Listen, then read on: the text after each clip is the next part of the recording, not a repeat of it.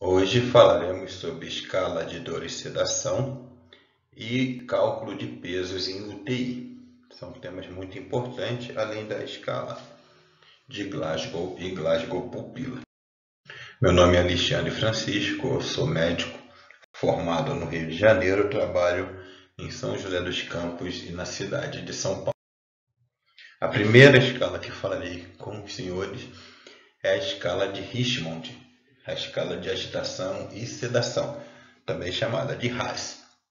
A meta da UTI é manter o paciente com RASS entre 0 e -2. Se você tem um paciente com RASS -5, você está com uma sedação mais profunda. Esse RASS -5 é indicado em pacientes com traumatismo craniano, pacientes que fazem hipotermia, tratamento com hipotermia, pós parada cardiorrespiratória, tá? Mas a nossa meta é manter o paciente com RASS 0 a -2.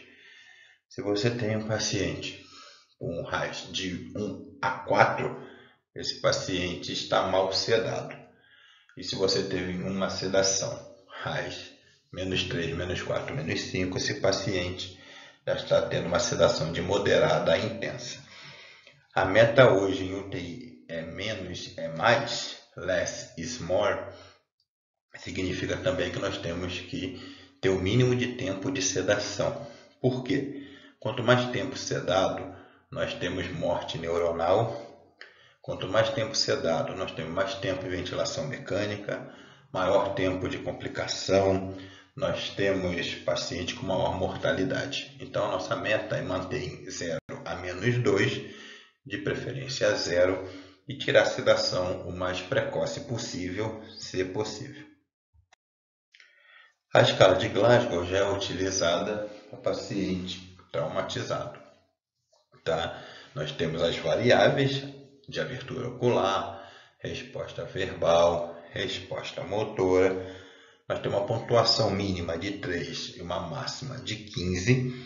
E um paciente com um Glasgow menor que 9, a indicação de intubação para proteção de vias aéreas.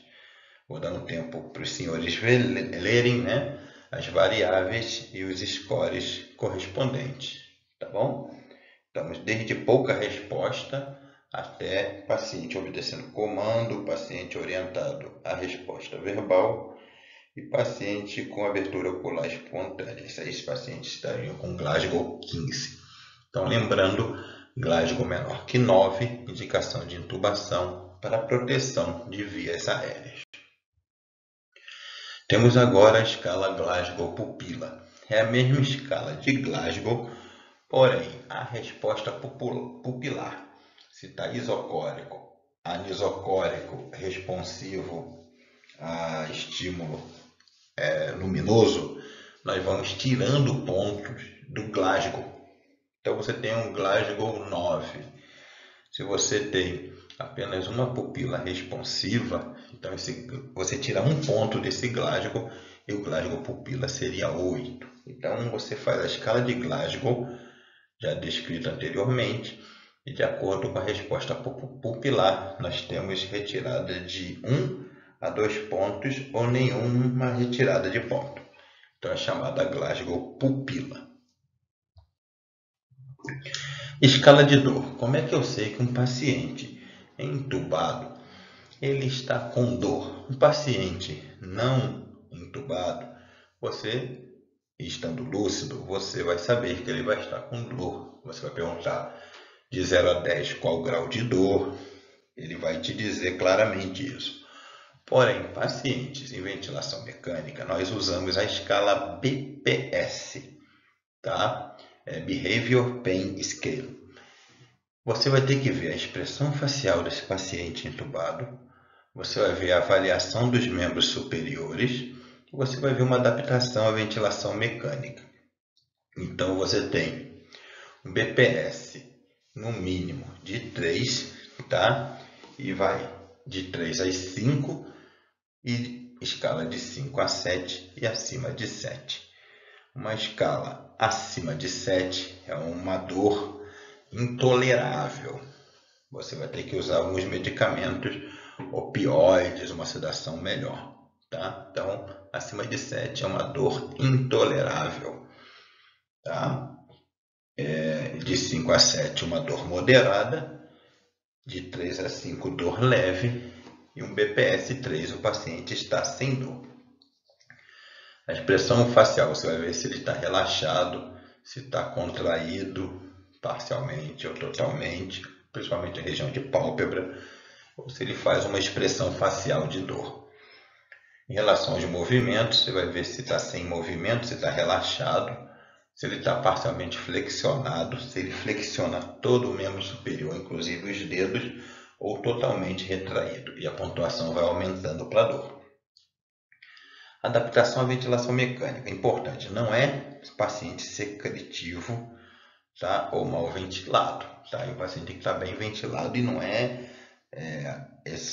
essa pontuação não é por causa de secreção. Você vai ter que ver se o paciente está tolerando a ventilação mecânica, se ele tem uma tosse, porém não perde a tolerância à ventilação mecânica, ou seja, não faz a sincronia, ou se ele briga com o respirador, tá? Ou se a ventilação mecânica está impossível de ser realizada nesse doente. Isso às vezes é dor, tá bom? Mas lembrando, não é secreção, tá? Secreção, paciente mal adaptado por secreção ou por vazamento ou por duplo disparo porque está mal ventilado. Não, isso aí não faz parte da escala de BPS. O paciente tem que estar adequadamente ventilado. E se você vê essas reações, você vai pontuando para a escala de BPS. Então, paciente entubado com dor, pesquise a escala de BPS dele e melhore a analgesia deste paciente. Bom, então falei de escala Glasgow pupila, falei da escala de dor, BPS, e a escala de sedação, RASS. Bom, agora falarei sobre pesos. Por que o médico da UTI tem que saber o peso certo do paciente? O paciente chegou, está lúcido e sabe o peso. Esse é o peso relatado do paciente. Ótimo. O paciente consegue ser pesado? Melhor ainda. Existem macas que pesam, existem camas que pesam. E se o paciente puder ficar em pé, você pesa ele para ter certeza do peso real deste paciente. Para o paciente entubado, nós temos que fazer o cálculo de peso estimado, tá? Que eu falarei nos próximos slides. Não é para ficar chutando, eu acho que ele tem 70, eu acho que ele tem 80, eu acho, nós vamos errar, tá bom? Mas o principal desse slide é falar sobre o peso predito. O que é o peso predito ou peso ideal? Em literatura americana, nós vamos ler peso ideal. Em português, é traduzido para peso predito. Que peso é esse? Esse é o peso para você ventilar o seu paciente e calcular o volume corrente do seu paciente.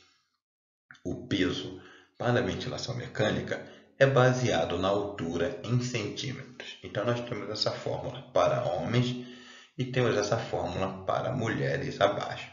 Você sabendo a altura dele em centímetro, você joga na fórmula, você vai ter o peso predito ou ideal para homens e para mulheres. Então, baseado na altura, você vai ter o peso predito. Você vai calcular o volume corrente do respirador, do ventilador mecânico, por este peso predito. Não é o peso relatado e nem o peso estimado. Então, não adianta falar, eu acho que ele tem 70 quilos e calcular o volume corrente baseado no eu acho. Você tem que saber a altura desse paciente. Se você não tem a altura, você mede ele, tá? Uma fita métrica da cabeça aos pés, tá? Esse é o método ideal para você calcular o peso predito. Tem que saber a altura com certeza deste paciente. Senão você vai ventilar demais, vai botar volume corrente excessivo, vai fazer barotrauma, volutrauma, tá? além de lesão induzida de ventilação mecânica. Você vai errar se você não souber a altura desse paciente. Então, peso predito. Peso predito é pela altura, ou peso ideal em literatura inglesa é pela altura, para você ventilar esse seu paciente. Existem vários cálculos de peso estimado. Peso estimado você faz para dieta, você calcula drogas vasoativas, cálculo de drogas também não vasoativas que dependem do peso estimado ou relatado. O peso relatado é fácil, o paciente vai dizer o que tem e você vai pesá-lo ou usar algum dispositivo que pese o doente mesmo acamado. Agora, se você usar a circunferência do braço, a altura do joelho ou a idade, você tem várias fórmulas que passarão nos próximos slides. Isso aí então vai te mostrar o peso estimado, uma estimativa de peso, voltando a dizer, para droga vasoativa, para medicação e para nutrição enteral. Mais uma vez, várias escalas, vários cálculos diferentes para você ter um peso estimado, tá? Tem o peso Schunleia, né? De Schunleia também, que você vê pela raça, você vê pelo gênero e você vê pela idade, tá bom? Várias fórmulas, escolha uma e calcule o peso estimado para você não errar na dose da tua droga vasoativa. Se o paciente está edemaciado, tá? Existem alguns cálculos, você tira o peso atual e o peso do edema e você calcula o peso dele mesmo, tá? Você tem aqui peso a ser subtraído resultante do edema aqui embaixo, tem esse grau de edema em cruzes, tá? E o peso a ser subtraído do edema, tá bom? Você também, paciente amputado, tem essa fórmula aqui, tá? Para você calcular o peso ajustado e é o peso pela amputação. Tem o percentual do peso por cada membro amputado, tá? Então são várias fórmulas que você pode usar. Edemaciado, paciente amputado, tem várias fórmulas para peso estimado. O peso predito, que é o da ventilação mecânica, tem a fórmula de Devine, que é o peso ideal. Então, você tem que saber como calcular. Você tem um serviço, uma equipe multiprofissional que calcula o peso. Ok, mas se você não tiver, você tem que saber o peso verdadeiro desse paciente e a altura também. Altura para ventilar e o peso estimado para droga vasoativa e para dieta. Então, relembrando, nossa meta é um RAS de 0 a -2, RAS -5 só para situações específicas, trauma craniano, pós-parada cardíaca, hipotermia terapêutica, geralmente, tá? O BPS é a escala de dor. Nossa meta é ter um BPS de 3. O paciente tem que tomar medicação para melhorar a dor dele. Você não pode deixar um paciente na UTI com dor sofrendo. É desumano. Então você tem que saber a escala de BPS em pacientes em ventilação mecânica. Escala de Glasgow menor que 9, tem que intubar, fazer proteção de via aérea desse paciente. Ok? Quanto mais tempo sedado, lesão neuronal, ventilação prolongada, maior tempo de internação, maior mortalidade, maior custo da sua UTI. Temos que ter cuidado com a síndrome de abstinência de opioide. Aí você tem que saber o peso do doente, porque isso aí estudar posteriormente, uma certa quantidade de fentanil ou opioide em mais de 5 dias o paciente pode se tornar um dependente. Na hora que você for tirar a seda da analgesia dele, fazer seu despertar diário, esse paciente vai ficar hipertenso, taquicárdico, sudoreico. Isso melhora com o retorno do opioide. Então, dá uma estudada em síndrome de abstinência de opioide, que É um quadro importante e pode ser confundido com outras coisas.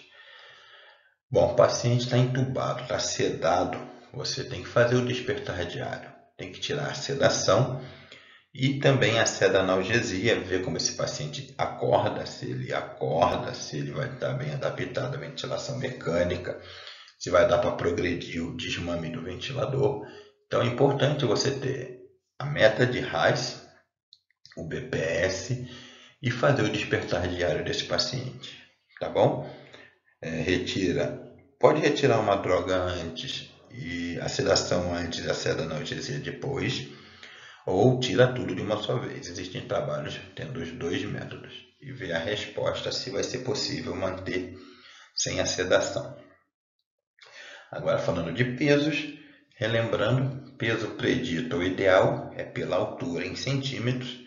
Você usa isso para calcular o volume corrente da ventilação mecânica para você não fazer lesão de ventilação mecânica no pulmão do paciente. Se você tem o peso real do paciente, beleza, para fazer medicação e dieta, mas se você não tiver esse peso real, você vai ter que calcular o peso estimado através de várias fórmulas que já mostramos ali, tá? Schonleia, Lee, tem várias fórmulas para você calcular o peso estimado, tá bom? Por que eu preciso saber o peso estimado? Por exemplo, dose de noradrenalina. Quando é que eu sei que o paciente está em choque refratário? Quando é acima de 0,5 microgramas quilos por minuto. E você não sabendo o quilo, não sabendo o peso, você não vai saber se a dose da noradrenalina passou da dose de choque refratário, que você com evidência baixa, mas você pode usar um corticoide nesse paciente, uma hidrocortisona. Então, você tem que saber a dose das drogas vasoativas e para saber a dose das drogas vasoativas, a dose de sedação, você tem que saber o peso do paciente. Se o paciente não relata, tem que calcular o peso estimado. Ou serviço de nutrição, ou uma equipe multidisciplinar, esse peso você tem que saber. Peso estimado ou real para medicação e dieta, saber a dose de droga vasoativa, se a dose é leve, moderada ou é dose elevada, saber se é dose de choque refratário, saber se a sedação está em dose aumentada, principalmente na síndrome de abstinência do fentanil. Então você tem que saber o peso do paciente, não adianta chutar, não adianta inventar, porque aí vai errar, tá bom? Então, essa aula foi para mostrar a importância do cálculo de peso, do cálculo das escalas de sedação, dor e a escala de Glasgow. Um abraço, até a próxima aula.